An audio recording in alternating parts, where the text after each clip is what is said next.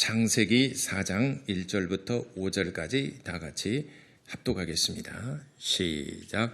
아담이 그의 아내 하와와 동침하매 하와가 임신하여 가인을 낳고 이르되 내가 여호와로 말미암아 등남하였다 하니라. 그가 또 가인의 아우 아벨을 낳았는데 아벨은 양치는 자였고 가인은 농사하는 자였더라. 세월이 지난 후에 가인은 땅의 소산으로 제물을 삼아 여호와께 드렸고 아벨은 자기도 양의 첫 새끼와 그 기름으로 드렸더니 여호와께서 아벨과 그의 제물은 받으셨으나 가인과 그의 제물은 받지 아니하신지라. 가인이 몹시 분하여 안색이 변하니. 아멘. 두 번 고백합시다. 하나님은 믿음 보기를 원하신다. 시작. 하나님은 믿음 보기를 원하신다. 하나님은 믿음 보기를 원하신다. 믿음은 우리가 밖으로 나타낼 수 없는, 볼 수 없는 것입니다. 믿음은 눈으로 보이지 않는 내 마음의 확신입니다. 우리가 믿음의 종류는 세 가지가 있습니다. 첫 번째는 내 자신을 믿는다라고 하는 사람이 있어요. 나는 내 자신을 믿어. 그게 자기 자신에 대한 신뢰입니다. 자기 자신에 대한 신뢰. 그리고 두 번째는 다른 사람과의 관계 속에서 신용이라는 게 있습니다. 신용이 좋은 사람이 있고 또 신용이 좋지 않은 사람이 있습니다. 여러분도 금융평가원에 여러분들 신용 등급이 다 나와 있습니다. 저도 우연찮게 저의 그 신용 등급을 봤어요. 그랬더니 상위 9%에 들어가 있어요. 여러분 별로 목사가 전국의 10% 안에 들어가 있는 신용이 좋은 사람이에요. 신용 불량자가 아니고 상위 10%, 9% 그것도 한 자릿수. 그걸 신용이라고 그럽니다. 얼마나 약속을 잘 지키느냐, 얼마나 너를 신뢰할 수 있느냐, 사람 모르거든요. 그러나 여러 가지 금융에 관계된 것들의 여러 가지 평가를 통해서 그 사람에 대한 신용도를 평가를 합니다. 이걸 신용, 다른 사람과의 관계 속에서 나를 얼마나 신뢰할 수 있느냐, 또 내가 당신을 얼마나 신뢰할 수 있는가 하는 평가가 바로 신용입니다. 그 다음에 하나님과의 관계에 있어서는 신앙입니다. 믿음입니다. 신앙. 그래서 믿음에는 세 종류가 있는데 자기 자신을 믿는 사람, 자기 자신을 신뢰하는 사람이 있고 신뢰, 그리고 다른 사람과의 관계 속에서 신용, 그리고 우리가 하나님과의 관계 속에서 신앙. 우리가 지금 얘기하자고 하는 것은 신앙에 관계되는 것입니다. 하나님은 눈에 보이지 않는데 어떻게 우리가 하나님을 신앙하고 믿을 수 있는가? 우리 성경을 통해서 살펴보도록 하겠습니다. 과연 내 안에도 그러한 믿음이 있는가? 하나님은 눈으로 볼 수 없기 때문에 하나님께서 우리에게 하나님께 대한 확신과 신뢰를 주셨는데 그분이 바로 예수 그리스도이십니다. 예수 그리스도는 하나님의 확증, 하나님께서 우리를 향하신 하나님의 사랑의 확증이요, 이 증거요, 신뢰라고 그랬습니다. 로마서 5장 8절에 그러니까 예수 그리스도를 본 자는 곧 하나님을 본 자요, 예수 그리스도의 말씀을 듣는 자는 곧 하늘에 계신 내 아버지의 말씀을 듣는 자라. 요한복음에 보게 되면 사도 요한이 아주 굉장히 그런 부분을 강조했습니다. 하나님을 믿지 못하겠거든 나를 믿으라고 그랬어요. 하나님은 눈에 보이지 않기 때문에 하나님을 믿지 못하겠거든 나를 믿으라. 예수 그리스도는 믿을 수 있지 않느냐? 왜냐하면 눈으로 볼 수 있는 분으로 오셨기 때문에. 하나님은 불가현적, 불가시적인 분이십니다. 그러나 예수 그리스도는 가시적인 분이십니다. 성령은 가현적 신이십니다. 그래서 성령과 예수 그리스도로 말미암아 불가시적, 불가현적인 하나님을 우리에게 알 수 있도록 나타내 보이시는 분이 바로 성자와 성령, 성자와 성령께서 성부 하나님을 나타내 보이셨습니다. 요한복음 1장 18절에 말씀하셨습니다.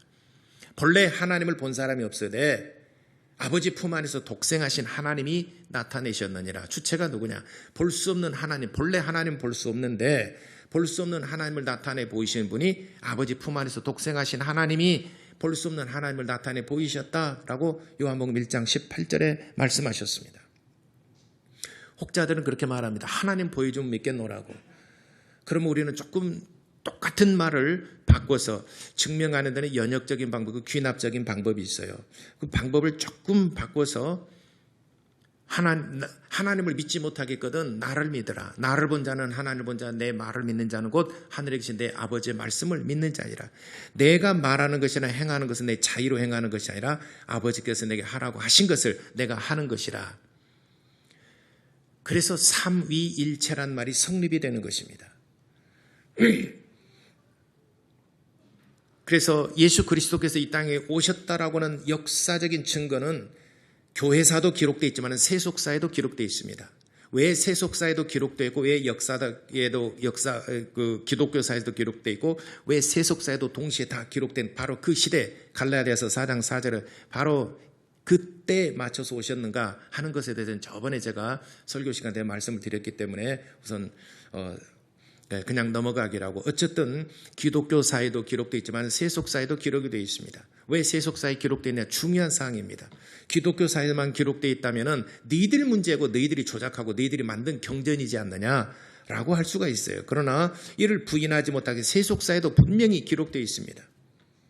예수께서 2000년 전에 이 땅에 오셨다라고 하는, 그리고 그 행적에 대해서 기독교 역사뿐만 아니라 세속사에도 분명히 기록되어 있습니다. 그분이 오셔서 하신 일이 무엇인가? 그분이 하신 말씀이 무엇인가? 바로 이 성경에 기록되어 있습니다. 그러므로 로마서 1장에 말씀하시기를 어느 누구도 하나님이 살아계심을 핑계치 못할지니라. 나는 하나님 몰랐는데요. 어느 누구도 하나님을 모른다라고 핑계하지 못할 것이라. 왜냐하면 예수 그리스도께서 이 땅에 오셨기 때문에. 그러므로 예수 그리스도는 하나님의 믿음입니다. 하나님께서 우리에게 확신을 심어주신 분이 바로 예수 그리스도이십니다. 그래서 우리는 예수를 보고 예수님의 말씀을 듣고 예수님의 역사적인 사건을 또 사실들을 성경을 통해서나 세속사를 통해서나 보고 예수 그리스도는 하나님의 아들로서 살아계신 분이시다. 그분이 볼 수 없는 하나님을 나타내신 분이시다 라고 우리가 확신을 갖게 됩니다. 이와 같이 우리가 하나님을 믿는다라고 하지만 믿음은 볼 수 없지만 볼 수 있도록 나타내 보이는 것이 바로 우리의 순종입니다. 성도들의 믿음과 순종의 관계입니다. 혹자들은 신학적인 논란으로 믿음이 먼저냐 순종이 먼저냐, 믿음으로 구원받느냐 순종으로 구원받느냐, 행함으로 구원받느냐 믿음으로 구원받느냐 논쟁을 하는데, 그 논쟁은 똑같은 단어를 똑같은 내용을 가지고 단어가 바뀌었다라고 해서 논쟁을 삼고 있습니다. 그거는 큰 의미가 없습니다.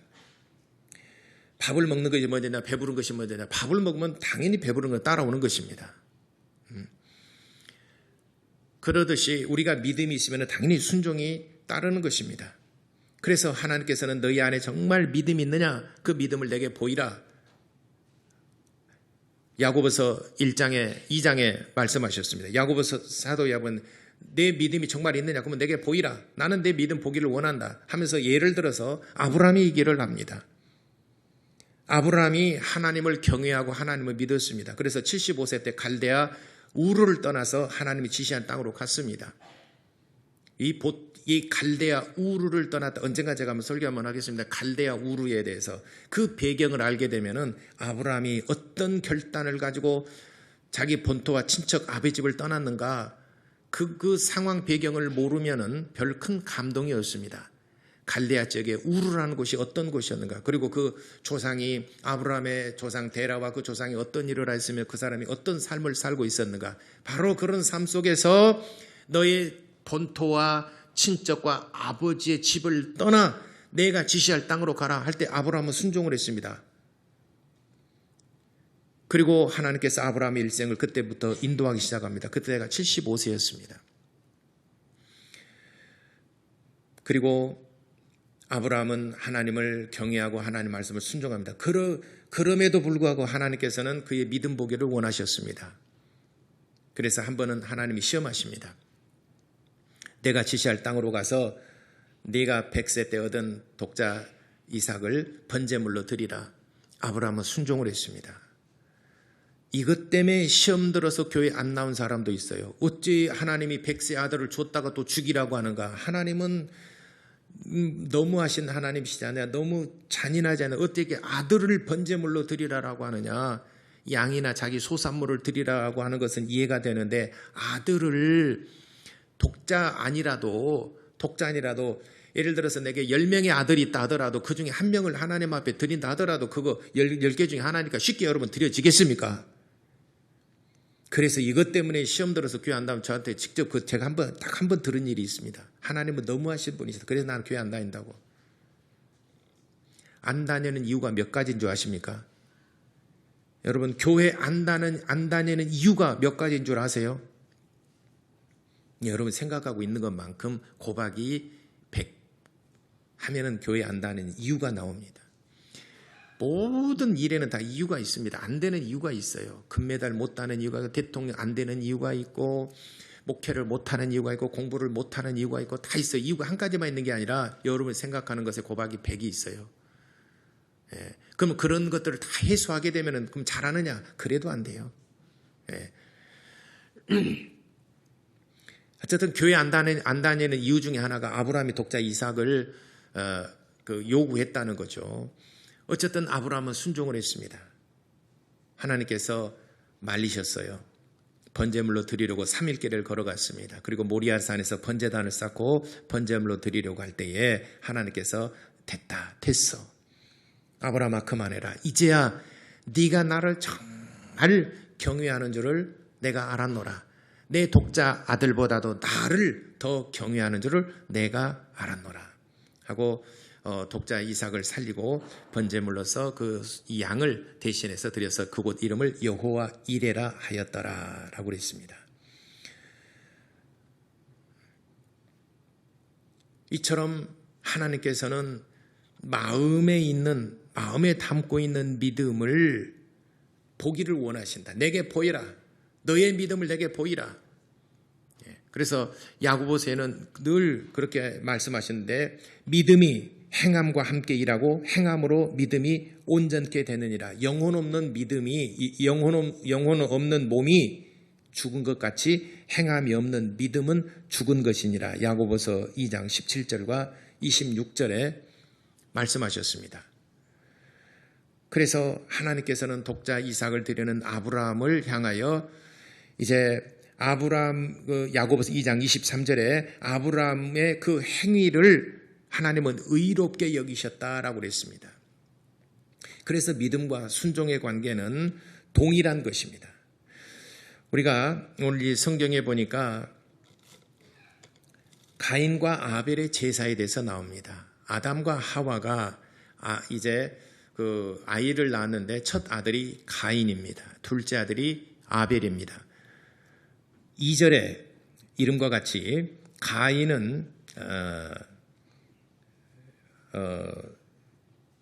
2절에 가인은 농사하는 자였었고 농사짓는 사람이었고 아벨은 양을 치는 자였더라라고 그랬습니다. 세월이 지난 후에 3절에 가인은 땅의 소산으로, 왜냐하면 자기의 기업이니까 자기가 일하는 곳이 바로 농사짓는 곳이니까 땅에서 나는 소산물, 농산물을 가지고 하나님 앞에 제사를 드렸고 아벨은 양을 치는 자였기 때문에 자기 생업 중에서 양을 잡아서 그 기름과 더불어 하나님 앞에 제사를 드렸습니다. 그런데 하나님께서 아벨의 제사는 양으로 드리는 아벨의 제사는 받으셨지만은 가인의 제사는 거절하셨습니다. 뭐 때문에? 왜 거절당하셨을까? 학자들은 이렇게 얘기합니다. 그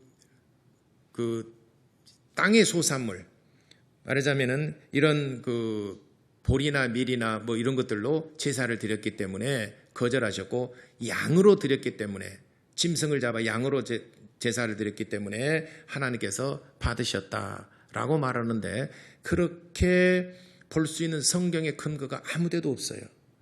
그냥 구약시대 보니까 제사법에 양이나 염소로 하나님 앞에 제사를 드렸더라. 그러니까 양을 예표한 것이다라고 말했는데, 그렇다면은 5가지 그 레위기서 1장부터 5장까지 보게 되면은 5가지 제사가 나옵니다. 그 중에서 소제라는 제사가 있습니다. 소제는 곡식으로 하나님 앞에 제사를 드리는 겁니다. 물론 이런 부속 제사라고 말씀을 드렸습니다. 단독 제사가 아니고 소제는 부속 제사라고 말씀을 드렸습니다. 어쨌든 5대 제사 중에서 소제로 드리는 제사가 있습니다. 이런 곡식을 가지고 하나님 앞에 제사를 드리는 겁니다. 가인이 그렇게 드렸어요. 그러니까 이건 설득력이 없는 거죠.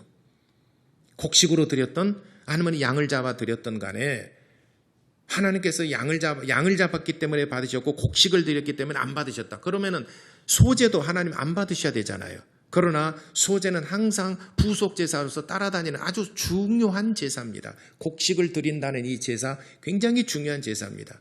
가인은 곡식으로 제사를 드렸어요. 그럼 무엇이 문제일까? 양으로 드렸기 때문에 받았고 곡식으로 드렸기 안 받았다. 이건 설득력이 전혀 없는 것입니다. 레위기서 1장부터 5장까지 5대 제사를 보게 되면은 분명히 알 수가 있습니다. 곡식으로도 제사를 드리는 소제가 있습니다. 자, 그러면 무엇이 문제일까? 자, 성경에 보게 되면 첫 번째 2가지로 볼 수가 있습니다. 첫 번째, 제가 주보에 기록했습니다만 히브리서 11장 4절, 믿음으로 아벨은 가인보다 더 나은 제사를 드렸고 그랬습니다. 무엇으로요? 믿음으로. 첫째는 믿음이에요. 믿음. 아까 말씀드린 믿음은 눈에 볼 수 없는 것이지만 볼 수 있도록 나타내 보이는 것이 바로 순종이라고 그랬습니다. 예배는 내가 마음속에 있는 믿음을 볼 수 없는 것을 순종하여 볼 수 있도록 나타내 보이는 것이 바로 예배입니다. 그래서 첫째는 믿음의 문제라는 것입니다. 히브리서 11장 4절에 믿음으로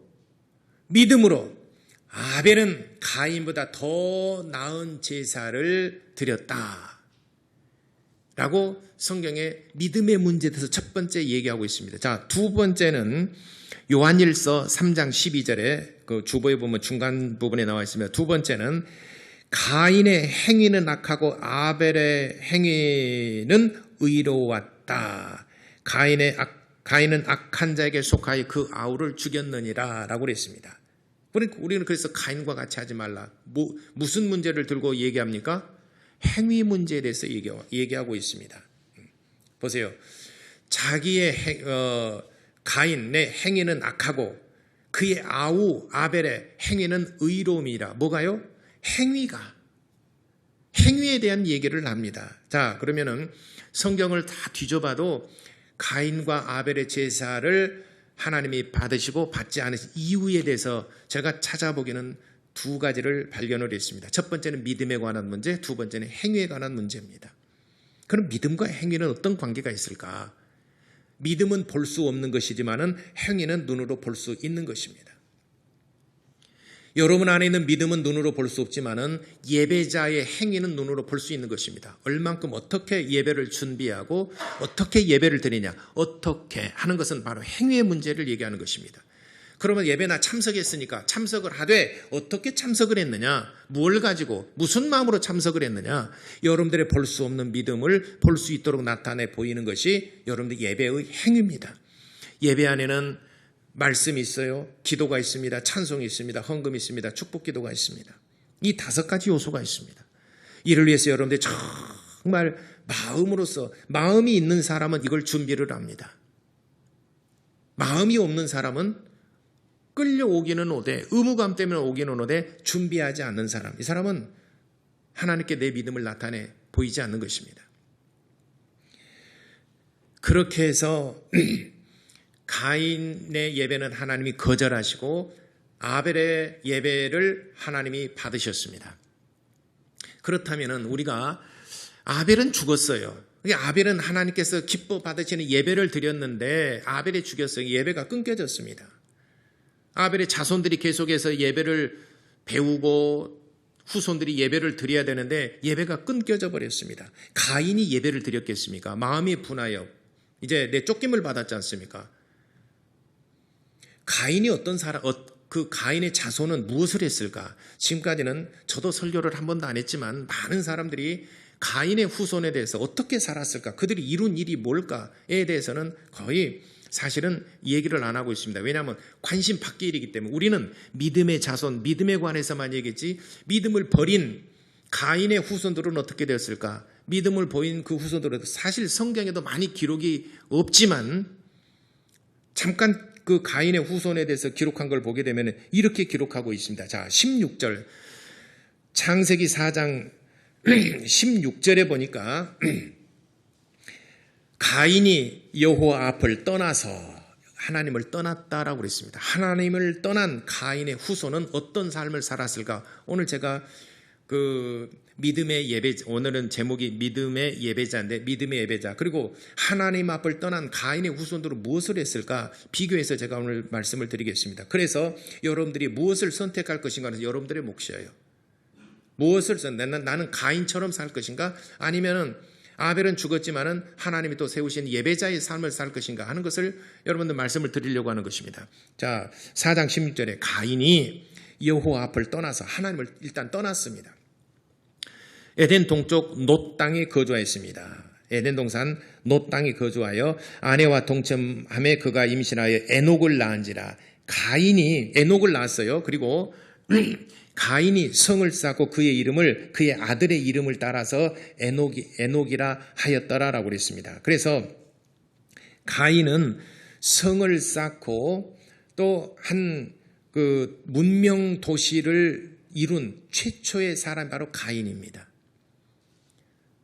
도시 아담 이후로 도시 문명 국가를 이루었어요. 도시 문명 국가는 아니지만은 도시를 이루었습니다. 그래서 최초의 문명 도시를 이룬 사람이 바로 가인입니다. 계속해서 에녹이 그 성 이름을 가인의 아들 그 에녹의 이름을 따서 성의 이름을 에녹이라고 그러는데 에녹이 이랏을 낳고 이랏은 쭉 낳았는데 라멕은 이렇게 낳았는데 그 다음에 20절에 보니까 아다는 야발을 낳았으니 그랬습니다.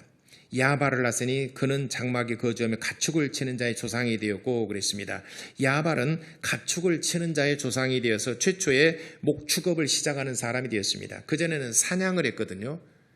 사냥을 해서 짐승을 잡아먹었습니다. 그런데 목축을 했어요. 내 울타리를 만들고 이제 이렇게 목축을 시작은 최초의 사람이 가인의 후손 가운데 야발이라는 사람이 그렇게 해서 목축업을 시작하는 사람이 되었습니다. 그리고 21절에 그의 아우의 이름을 제자 조상이 되고 그의 아우의 이름을 유발이라 하였으니 유발이라는 사람은 어떤 사람이냐 수금과 통소를 잡는 모든 자의 조상이 되었더라. 조상이 되어 최초의 음악을 하는 사람이었더라. 음악은 풍류, 기쁨, 즐기는 이런 음악을 하는 최초의 사람이 되었다. 그 다음에 22절에 실라는 두발가인을 낳았으니 두발가인이 누구냐 뭘 했냐면은 구리와 쇠로서 여러 기구들을 만들었습니다.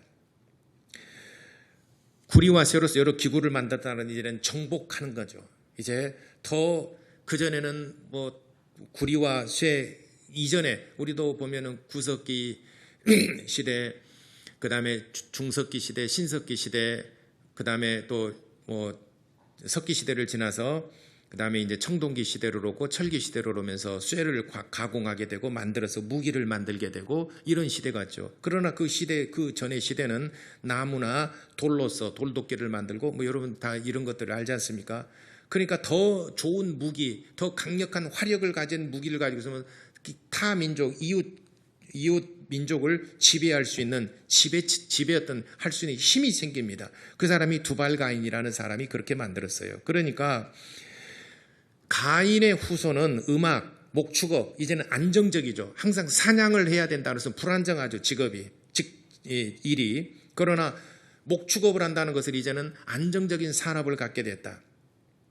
우리나라에도 그 전에는 천수답이 시대는 이제 수리안전답, 말하자면은 마한, 진안, 변안 이쪽 아래쪽에 삼한 시대에 저수지를 만들어서 이제는 비가 오지 않더라도 물을 저장해 놨다가 농사 때 쓸 수 있는 수리안전답 시대가 바로 그 터가 발견된 것이 마한 쪽, 우리 백제 지역, 호남평야 이 지역에 발견되고 있지 않습니까? 그 전에는 천수답이요. 그러니까 하늘에서 비를 내리면 농사가 잘 되고 하늘에서 비를 내리지 않으면 망하는 것이고, 그래서 태양신에게, 바람신에게, 구름신에게 제사를 지내고 비를 내려주고 태양을 적절하게 해달라고 제사를 지내고 있습니다.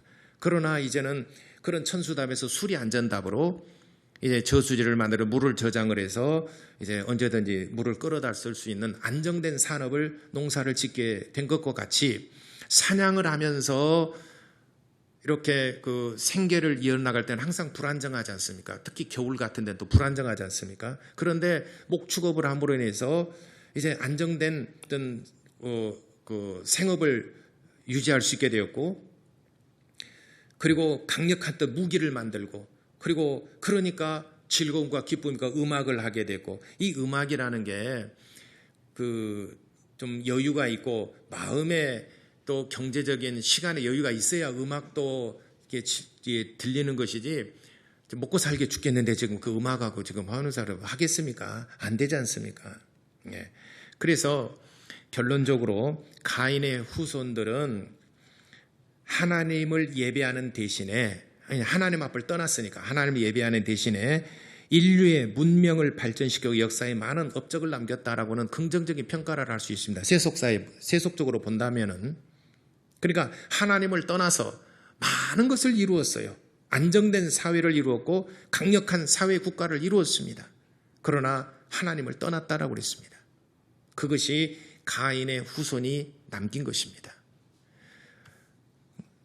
창세기 4장 10절에 가인이 여호와 앞을 떠나서, 하나님을 떠나서 이런 세상에서는 많은 재물 또는 즐거움 또는 안정된 사회, 뭐 자손들에게 물려줬고 자손들이 그래 살았지만, 그러는 동안에 아담의 그 대를 이어서 예배했던 아벨은 죽었는데, 아벨을 대신하여 25절에 4장 25절에 아담이 다시 자기 아내와 동침하여 그가 아들을 낳으니 그의 이름을 셋이라 하였으니 그랬습니다. 셋. 그래서 아벨이 죽고 셋을 낳았습니다. 이름이 그 세 명을 낳았다는 얘기가 아니고 이름이 셋입니다. 셋도 셋을 낳았으니 이는 하나님이 내게 가인을 죽인 아벨을 대신하여 다른 씨를 주셨다며 그랬습니다. 왜 셋을 주셨을까요? 아벨로도 얼마든지 충분히 세상에서는 먹고 살고 오히려 부귀영화를 누리는 가인이 있었는데 왜 하나님께서 아벨을 대신하여 셋을 주셨을까? 예배가 끊겨지지 않기 위해서 그런 것입니다. 그래서 아벨이 했던 것은 뭐냐? 아벨을 대신해 주신 셋이 26절에 보니까 셋도 아들을 낳고 이름을 에노스라고 하였음에 그때 사람들이 비로소 여호와 이름을 불렀더라. 그때 비로소. 그러니까 아벨이 죽고 난 다음에 아벨은 하나님께 예배하는 자였습니다. 근데 아벨이 죽었습니다. 마지막 예배를 상달시키고 아벨이 죽었습니다. 예배가 끊겼어요. 그리고 하나님이 아벨을 대신하여 셋을 낳았는데 셋이 어느 정도 자라야 되지 않습니까? 그때까지 예배가 끊겼다는 것입니다. 예배자가 없어요, 세상에. 그래서 그때 사람들이 셋을 낳고 그의 셋도 아들을 낳았는데 그의 이름을 에노스라 했으며 그때 사람들이 비로소 여호와 이름을 불렀더라. 여호와 이름을 불렀더라. 이 26절에 새 번역에는 이렇게 번역하고 있습니다. 온전하게 조금 더 자세히 번역되어 있는데 새 번역에는 그때 비로소 사람들이 주님의 이름을 불러 예배하기 시작하였다라고 새 번역에는 기록하고 있습니다. 비로소 여호와 이름을 불렀더라. 이 말을 그때 비로소 사람들이 주님의 이름을 불러 예배하기를 시작하였더라. 그 전에는 예배가 끊겼다는 겁니다. 마지막 예배가 아벨의 예배입니다. 근데 아벨의 예배가 끊겼는데 그 예배가 끊겨지면 안 되기 때문에 하나님께서 셋을 주셨고 셋의 아들 에노스가 예배를 이어갔더라라고 하는 것입니다. 그리고 5장에 보니까 아담의 계보는 이러하니라. 아담의 계보가 쭉 나오는데 가인의 이름은 빠지고 아벨과 셋으로 연결이 되집니다. 성경의 기록은 셋으로부터 시작되는 것입니다. 그러니까 결론적으로 말하자면은 가인과 아벨의 예배, 가인의 예배는 하나님이 거절하셨고 아벨의 예배만 받으셨는데 가인이 아벨을 죽였습니다. 죽이니까 예배가 끊겼어요. 그리고 가인은 하나님을 떠나버렸습니다. 왜냐하면 예배가 상달이 안 되니까 하나님 앞을 떠나. 그리고 그의 후손들이 이 사회에, 이 문명에 어마어마한 업적을 남겼습니다. 어마어마한 업적을 남겨서 부귀영화를 누리고 이 세상에서는 정말 남부럽지 않는 삶을 살았습니다. 그것이 그의 가인의 후손들이 했던 일입니다. 이 그러는 동안에 하나님께서는 아벨을 대신하여 셋을 주셨고 셋이 또 에노스를 낳고 에노스로 말미암아 비로소 하나님께 예배하기 시작하니라 라고 그랬습니다. 여러분은 어느 쪽의 사람을 지지하고 어느 쪽의 발자취를 따라가시겠습니까? 세상에서 예배하는 동안에 세상 사람들은 부지런히 돈 벌어서 오늘 또 주일이니까 오늘 또 일해서 돈 버는 사람이 있을 거예요. 우리는 그 돈을 포기하고는 예배당에 나와서 하나님께 예배를 드립니다. 물론 시간을 투자했기 때문에 노력을 투자했기 때문에 더 잘 살 수 있고 더 부귀영화를 누릴 수가 있습니다. 우리는 예배하는 동안에 그 모든 걸 포기했기 때문에 또 우선권을 하나님께 예배하는 것에 우선권을 예배를 먼저 우선시했기 때문에 오늘 나와서 예배를 드립니다. 여러분은 어느 쪽을 선택하시고 어느 쪽이 부러운가요? 물론 세상적으로는 가인의 후손들이 더 잘 될 수가 있고 더 많은 것을 얻을 수가 있어요. 실질적으로 가인의 후손들은 4장 16절로부터 24절까지 보니까 22절까지 보니까 그의 후손들이 어마어마한 업적을 남겼습니다. 세상에서는 부귀영화를 누리고 잘 살게 되었습니다.